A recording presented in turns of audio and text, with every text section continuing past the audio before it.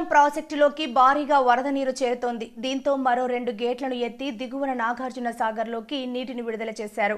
ఎగువన కురుస్తున్న వర్షాల కారణంగా భారీగా వరద నీరు వస్తుండటంతో సోమవారం 3 గేట్లు ఎత్తి నీటిని వదిలారు. దీంతో మొత్తం 5 గేట్ల నుంచి 1,42,000 క్యూసెక్కుల నీరు కిందకు వెళుతున్నది. ఎగువ ప్రాంతాల్లో కొద్ది రోజులుగా కురుస్తున్న భారీ వర్షాలకు శ్రీశైలానికి వరద నీరు భారీగా పోటెత్తుతోంది.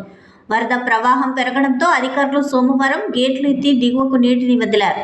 ఏపీ సాగునీటి శాఖ సిఐ కబీర్ బాషా, ఎస్సీ రామచంద్రమూర్తి ప్రత్యేక పూజలు నిర్వహించి కృష్ణమ్మకు కుంకుమ సారె సమర్పించారు.